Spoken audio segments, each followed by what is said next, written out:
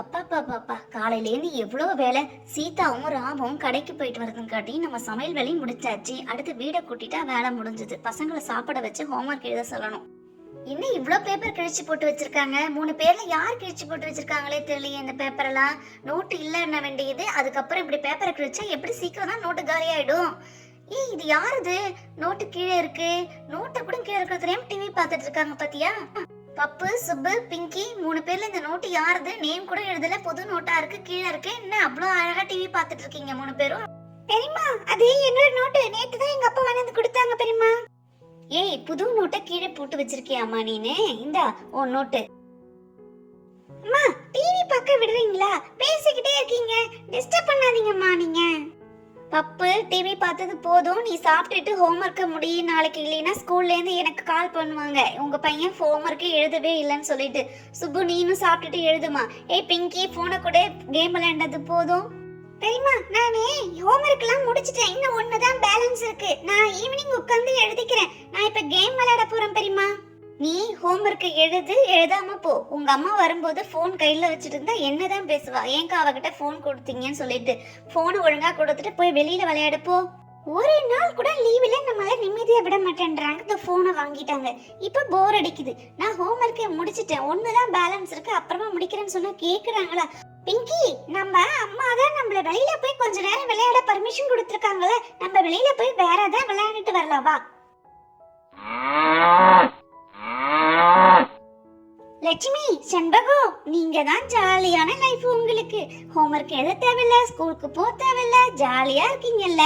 நல்லா சாப்பிட்டுட்டு சுத்தி வந்துட்டு அழகா வந்து நிக்கிறீங்க. பசங்களா 3 பேரும் என்ன செய்யறீங்க? இங்க உட்கார்ந்துட்டு ரொம்ப சோகமா யோசிக்கிற மாதிரி தெரியுது. அம்மா, நானே கேம் விளையாண்டேன். பெரியம்மா கேம்லாம் விளையாடக்கூடாதுன்னு சொல்லிட்டு செல்போனை பிடுங்கிட்டாங்கம்மா. எனக்கு ஒரே போர் அடிக்குது. சித்தி, எங்க கடையை விடுங்க. நீங்க கடைக்கு போனீங்களே, சித்தப்பாவையும் காணோம். உங்க கையில என்ன வாங்கிட்டு வந்திருக்கீங்க? எங்களுக்கு ஏதாவது சாப்பிட வாங்கிட்டு வந்தீங்களா? கொடுங்க, நாங்க சாப்பிடுறோம். பப்பு, நான் உனக்கு எதுவும் வாங்கிட்டு வரலடா. பிங்கிக்கு பர்த்டே வருதுல்ல நெக்ஸ்ட் வீக். அதனால கேக்கு செய்ய கேக்கு மாவு, ஐஸ்கிரீம் செய்ய ஐஸ்கிரீம் ஸ்டிக்கு, இதெல்லாம் வாங்கிட்டு வந்திருக்கேன்டா. வேற எதுவும் உங்களுக்கு வாங்கிட்டு வரலடா. ஐ ஜாலி, எனக்கு பர்த்டேவா நெக்ஸ்ட் வீக். அம்மா, நீங்க வாங்கிட்டு வந்திருக்க ஐஸ்கிரீம் ஸ்டிக்ல இருந்து எங்களுக்கு கொஞ்சம் கொடுங்கம்மா. நாங்க அதுல வீடு கட்டி விளையாட போறோம். பசங்களா, நீங்க வீடு கட்டி விளையாடுறதுக்கு ஐஸ்கிரீம் ஸ்டிக் இந்தாங்க. சித்தி, ஐஸ்கிரீம் ஸ்டிக் கொடுத்ததுக்கு ரொம்ப தேங்க்ஸ் சித்தி. அப்படியே என் பேக்ல கம் இருக்கு, அதையும் கொஞ்சம் எடுத்து கொடுங்களேன். ஏய் பப்பு, இந்த ஐஸ்கிரீம் ஸ்டிக் வச்சு எப்படி வீடு கட்டலாம்னு நான் சொல்லி தரேன். நீ அதே மாதிரி செய்யே. பப்பு, ஃபர்ஸ்ட் எடுத்ததே ஒரு ஸ்டிக் இப்படி வச்சிரு. அதுக்கு மேல 4 இடத்துல 1 2 3 4 இடத்துல கம் இத மாதிரி அப்ளை பண்ணிட்டு அதுக்கப்புறம் ஒரு ஸ்டிக்கா அது மேல எடுத்து வைக்கலாம்.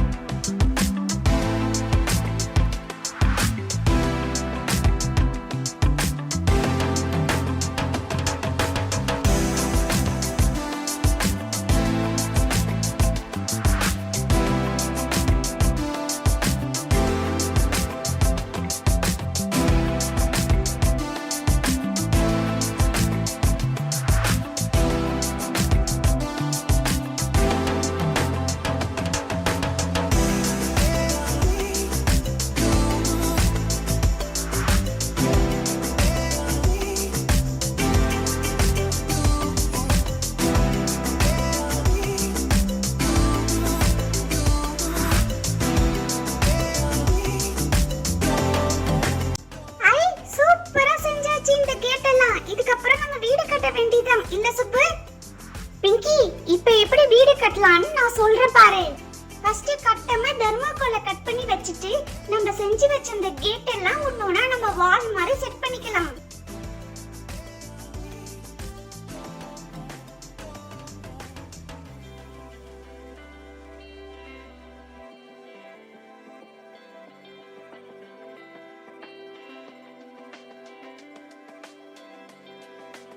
மூணு பக்கமும் வால் வச்சாச்சு. இப்ப மேல ஒரு கார்ட்போர்டை கட் பண்ணி நம்ம வச்சுக்கலாம். அதுக்கு மேல இன்னும் 2 ஸ்டிக் இருக்கு இல்லையா, அதை நம்ம இப்படி கூரை மாதிரி செஞ்சுக்கலாம்.